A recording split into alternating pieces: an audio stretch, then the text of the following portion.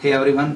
Welcome to Legal Phoenix. आज हम इस लेक्चर में बात करेंगे constitutional validity of contempt of court. ये बेसिकली प्रोफेशनल एथिक्स का जो है एक कंसेप्ट है, एक टॉपिक है। बीच में हम प्रोफेशनल एथिक्स पे भी हमें लेक्चर सीरीज लेके आ रहे हैं। स्टार्टिंग में हम उस पर बात करेंगे, लेकिन इस पे ऑल ऑफ ए सडन इस पे हम इसलिए बात कर रहे हैं because there was a request from some students, इसलिए हम बीच में ही इसको लेके आ रहे हैं, फर्स्ट लेक्चर में ही। सो बात करेंगे constitutional validity of contempt of court की before going into the main ambit of the question अभी। लेकिन हमें यहाँ पे समझना जरूरी है कि what does contempt of court mean. Contempt of court को अगर हम जनरल एक लेमन डेफिनेशन देंगे तो it means where any act which may demean or lower the dignity or prestige of court, and अगर कोई किसी पर्सन ने कोई ऐसा एक्ट किया जिससे कोर्ट की जितने भी कोर्ट ऑफ रिकॉर्ड्स है उनकी ये डिग्निटी जो है अगर वो डिमीन हुई, लोअर हुई, या प्रेस्टीज अगर उनकी लोअर हुई, तो वहां पे कोर्ट के पास पावर है to punish such person for the contempt of court. ये कोर्ट ऑफ रिकॉर्ड जो मैंने यहाँ पे बात किया, कोर्ट ऑफ रिकॉर्ड्स वो कोर्ट्स होते हैं जिनके जो जजमेंट है या रूलिंग है वो रिकॉर्ड हो जाती है permanently, and under this tag court of record उनके पास पावर भी होता है to punish such person for the for the act of contempt of court की। लेकिन कंटेम्प्ट ऑफ कोर्ट की अगर हम देखें तो इसकी कोई एग्जॉस्टिव डेफिनेशन नहीं है, इसको कहीं पे डिफाइन नहीं किया गया था। पहली बार अगर इसको कहीं पे डिफाइन किया गया था वो था section 2 clause A of contempt of court act 1971।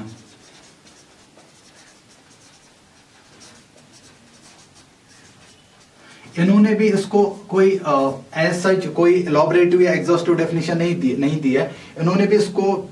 Define किया है, जस्ट वो एक डेफिनेशन भी हम नहीं कह सकते, वो जस्ट एक क्लासिफिकेशन है जहां पे इन्होंने कहा कि contempt of court may be civil और क्रिमिनल, बट है क्या कंटेम्प्ट ऑफ कोर्ट, इसको भी under section 2 clause A define नहीं किया गया है। बट हाँ, अंडर सेक्शन 2 क्लॉज बी में डिफाइन किया गया था सिविल कंटेम्प्ट ऑफ कोर्ट क्या होता है। तो सिविल कंटेम्प्ट ऑफ कोर्ट इन्होंने ये बताया, वो यहाँ पे ये है कि अगर कहीं पे intentional disobedience of the court order, judgment, direction या रिट ऑफ कोर्ट होगी, या अगर इंटेंशनल या विलफुल ब्रीच ऑफ अंडरटेकिंग जो हमने दी होगी कोर्ट में, अगर वहां पे उसकी विलफुल ब्रीच होगी तो वो आ जाएगा सिविल कंटेम्प्ट ऑफ कोर्ट में, और वहां पे पावर है कोर्ट को, जितने भी कोर्ट ऑफ रिकॉर्ड से उनको पावर है to punish for such act. अब अगर क्रिमिनल कंटेम्प्ट ऑफ कोर्ट की जो यहाँ पे बात की गई थी कि कंटेम्प्ट ऑफ कोर्ट जो दो तरह का होता है, एक सिविल एक क्रिमिनल, तो क्रिमिनल कंटेम्प्ट ऑफ कोर्ट को section 2 clause C of contempt of court act 1971 में डिफाइन किया गया था। इन्होंने यहाँ पे बोला कि अगर कोई भी पब्लिकेशन होगी, चाहे वो स्पोकन वर्ड्स में हो, चाहे वो रिटन वर्ड्स में हो, चाहे वो बाय वे ऑफ साइंस यहाँ पे मतलब शो कर रहा है, बट वो एक्ट या वो पब्लिकेशन ऐसी पब्लिकेशन है जिससे स्कैंडलाइज हो रहा है या जिससे लोअर हो रही है authority of the court,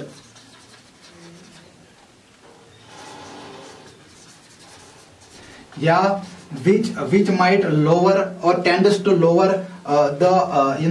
which might interferes or tends to lower the administration of justice of the court, or which might interfere in the judicial proceedings of the court, or tends to interfere in the judicial proceedings of the court। अगर ऐसी कोई publication होगी वहां पे वो हम कह सकते हैं that person has made the criminal contempt of court। लेकिन यहाँ पे सिर्फ ये बताया गया कि सिविल कंटेम्प्ट ऑफ कोर्ट क्या है, क्रिमिनल कंटेम्प्ट ऑफ कोर्ट क्या है, बट ये जो डेफिनेशन इवन जो 1971 में जो डेफिनेशन दी गई है ये भी एग्जॉस्टिव डेफिनेशन नहीं है। ये जस्ट एक क्लासिफिकेशन है, एक इंडिकेशन है कि दो तरह के कंटेम्प्ट ऑफ कोर्ट्स हो सकते हैं, सिविल और क्रिमिनल। सो हम यहाँ पे ये कह सकते हैं कि जो it has been completely left to the courts to decide कि कौन सा एक्ट कंटेम्प्ट ऑफ कोर्ट है। वो तो बाद की बात आ जाती है कि ये एक्ट जो है सिविल है या क्रिमिनल है, लेकिन पहले ये डिसाइड करना होता है कि whether an act is a contempt of court और नॉट। सो ये पूरा कोर्ट्स पे डिपेंड है, वो कोर्ट्स पे डिसाइड कोर्ट्स को पावर दिया गया है to decide from on the basis of circumstances of the case के whether a particular act involves the contempt of court और नॉट। सो अगर कोर्ट को वहां पे लगे कि हाँ ये एक्ट से कहीं पे कोर्ट की जो है वो अथॉरिटी ऑफ कोर्ट स्कैंडलाइज हो रहा है या अथॉरिटी लोअर हो रही है या इंटरफियर हो रहा है जुडिशियल प्रोसीडिंग्स में, फिर वो चाहे उसको या कहीं पे विलफुल ओबस्ट्रक्शन हो रही है या विलफुल डिसोबीडियंस हो रही है, तो it totally depends upon the court to decide then कि ये एक्ट में कंटेम्प्ट ऑफ कोर्ट हो रहा है कि नहीं हो रहा है। तो ये था कंटेम्प्ट ऑफ कोर्ट है क्या। अब अगर हम बात करें इसी कंटेम्प्ट ऑफ कोर्ट की, क्या ये कॉन्स्टिट्यूशनली वैलिड है, क्या ये कंटेम्प्ट ऑफ कोर्ट कहीं कॉन्स्टिट्यूशन में जो प्रोविजंस दिए गए, जो आर्टिकल्स दिए हुए या जो फंडामेंट जो फ्रीडम्स दिए हुए, क्या ये उनको कहीं वायलेट तो नहीं कर रहा है। इस बारे में अब हम बात करेंगे। तो constitution validity of contempt of court की, ये एक इनहेरेंट पावर है, ये एक एब्सोल्यूट पावर है टू ऑल द कोर्ट्स। जितने भी कोर्ट ऑफ रिकॉर्ड्स है उनके लिए ये एब्सोल्यूट पावर है, इनहेरेंट पावर है। That means no one can take away such power from the courts, from those courts who are which are court of records. Court of records यहाँ पे वो courts है जो जिनकी रूलिंग है, जिनकी जजमेंट जो है वो परमानेंटली रिकॉर्ड हो जाती है, और under the court of records उनके पास ये पावर भी होता है to punish anyone who makes an act of contempt of court। So ये एक एब्सोल्यूट पावर है, ये एक इनहेरेंट पावर है। इवन 1950 में जब कंटेम्प्ट ऑफ कोर्ट की एक रिकॉग्नाइजेशन मिली इंडिया में, उससे पहले भी जब 1935 में गवर्नमेंट ऑफ इंडिया एक्ट आया था, उसमें भी अंडर सेक्शन 220 क्लास 1 उसमें ये कहा गया कि हर एक हाई कोर्ट, जितने भी हाई कोर्ट यहाँ पे है वो सारे कोर्ट ऑफ रिकॉर्ड्स है। इसका मतलब ये है कि अलोंग विद कि इनकी जजमेंट रिकॉर्ड होगी, बट अलोंग विद दैट इनके पास पावर भी है to punish for contempt of court. तो ये 1935 में भी था। फिर उसके बाद रिकॉग्नाइजेशन मिली इसको 1950 में, और अल्टीमेटली आर्टिकल 215 जो है वो इनकॉर्पोरेट किया गया इंडियन कॉन्स्टिट्यूशन में, जो as per this article every high court is the court of records. इसका मतलब ये है कि जितने भी हाई कोर्ट्स है इंडिया में, उनको ना सिर्फ उनकी जजमेंट रिकॉर्ड होगी, बट उनके पास पावर भी होगा to punish someone for the act regarding the contempt of court. तो अल्टीमेटली एक और आर्टिकल 129 जो है वो इनकॉर्पोरेट किया गया था इंडियन कॉन्स्टिट्यूशन में, जो पावर देता है सुप्रीम कोर्ट को। तो अब आर्टिकल 129 जैसे 215 जो है हाई कोर्ट को पावर देता है, that as it is every high court is the court of record. Similarly 129 जो है ये पावर देता है सुप्रीम कोर्ट को, that supreme court is the power of records and it has the power to punish any person for the act of a contempt of court. So these two section जो है ये constitutionally जो है recognise करते हैं contempt of court को। 215 करता है फॉर हाई कोर्ट, 129 करता है फॉर द सुप्रीम कोर्ट। और इसी तरह जैसे हमें पता है लिस्ट 3 जो है वह उसके अंडर जो है both parliament and state does have authority to legislate any law। Similarly list 1 में जो है यूनियन को पावर है, या लिस्ट 2 जो है स्टेट को पावर है टू लेजिस्लेट एनी लॉ। जो भी उसमें लिस्ट 1, लिस्ट 2 या लिस्ट 3 में जो भी एंट्रीज है, जो भी वहाँ पे पावर्स है, चाहे यूनियन को चाहे स्टेट को, उसके अंडर वो लॉ बना सकते हैं। सो अगर चाहे वो एंट्री 77 हो जिसमें मतलब सुप्रीम ऑर्गेनाइजेशन, कंपोजिशन या powers of the supreme court, या एंट्री 15 जो है लिस्ट 2 में, जहाँ पे कंटेम्प्ट ऑफ कोर्ट के रिलेटेड लॉ बना सकते हैं except for the supreme court, क्योंकि ये स्टेट लिस्ट है, तो वहां पे ये लॉज बना सकते हैं बोथ अंडर एंट्री 77 और एंट्री 15 ऑफ द लिस्ट 2। लेकिन सन्याल कमेटी एक आई थी, उन्होंने इस कमेटी ने बोला कि on the basis of this कि इनको जो पावर है to legislate the law under list 1, list 2 और list 3 या on the basis of these 2 articles, Sanyal committee ने ये बोला है कि the state or the central parliament both do have the have the power and have the authority to legislate any law regarding the organization, regarding the powers of the courts or regarding the contempt of the court, but neither neither state nor parliament have the authority to take away the power of contempt of court. ये इनको further powers दे सकते हैं under contempt of court, but इस power को ये completely जो है take away नहीं कर सकते हैं फ्रॉम द कोर्ट्स. सो जितने भी कोर्ट्स है, कोर्ट ऑफ रिकॉर्ड्स, चाहे वो हाई कोर्ट है, चाहे वो सुप्रीम कोर्ट है, उनके पास जो कंटेम्प्ट ऑफ कोर्ट है, ये neither state nor parliament under any power they can not abrogate or they can not take away such power from these courts. But apart from the observation made by the Sanyal committee, इसके अलावा अगर हम बात करेंगे section 142 article 142 clause 2 की अगर हम बात करें, उसमें वो ये कह रहे हैं कि सुप्रीम कोर्ट के पास हर एक वो पावर है जहां पे उनको एनफोर्स करानी होगी किसी की अटेंडेंस या रिगार्डिंग द इन्वेस्टिगेशन या प्रोडक्शन और discovery of any document. Apart from these powers under section 142 clause 2, supreme court के पास ये भी पावर है to punish for the contempt of court. So further apart from these provisions, further ये article 142 clause 2 जो है वो recognize करता है power of a court of records for punishment for the act of contempt of court. और in short हम यहाँ पे ये कह सकते हैं कि that parliament के पास power है या स्टेट के पास पावर है to legislate law regarding the high court or supreme court, whether it's a composition, whether it's a powers or organization, but they cannot make such law which will degrade or demean the power, which can degrade and demean the power of court of records when it comes to contempt of court.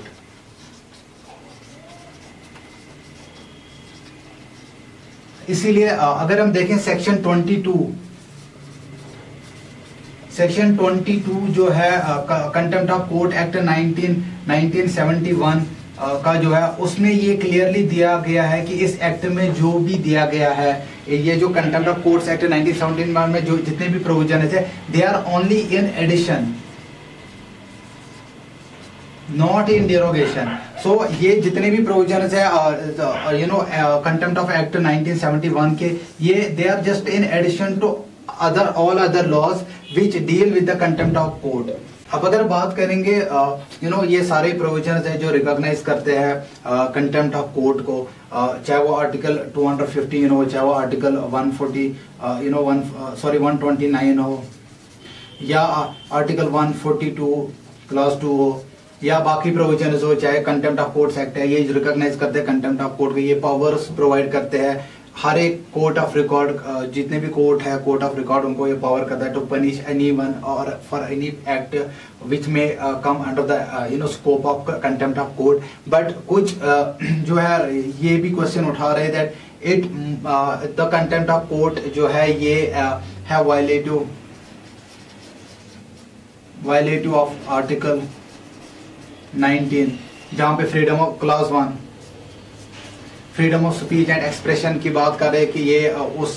इस article के violative है. बहुत सारे case, बहुत सारी petition ऐसी आई court के सामने जिन्होंने ये बोला कि कंटेम्प्ट ऑफ कोर्ट जो है वो वायलेट कर रहा है हमारा freedom of speech and expression. But court ने हमेशा ये स्टैंड रहा है कि जो जितने भी फंडामेंटल राइट्स या फ्रीडम्स है अंडर आर्टिकल 19, वो उनमें से कोई भी फ्रीडम जो है वो एब्सोल्यूट नहीं है. आपको पता है हर एक चाहे वो article 19(1) class A, article 19(1) class B, article 19(1) class C, D, या जितने भी यहाँ पे इसमें फंडामेंटल राइट्स है या फ्रीडम जो है अंडर आर्टिकल 19 जो है वो दी गई है हमें, वो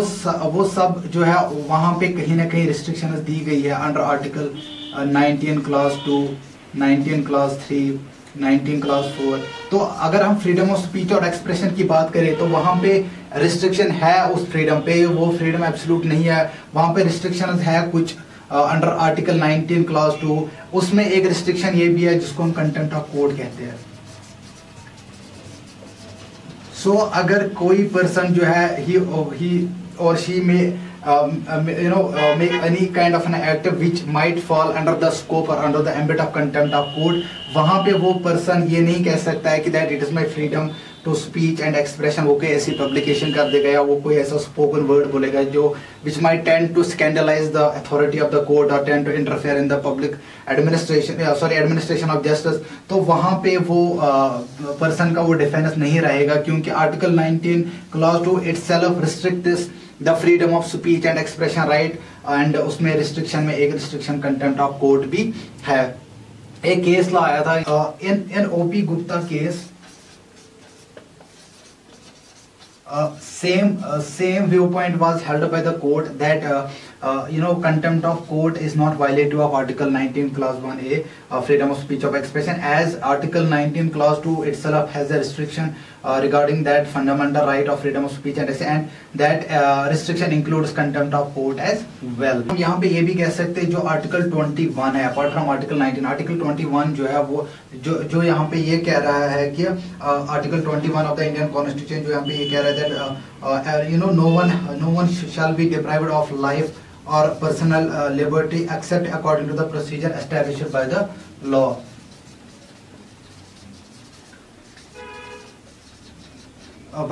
लेकिन अगर हम बात ये है आर्टिकल 21, लेकिन हम यहाँ पे ये कह सकते हैं कि जो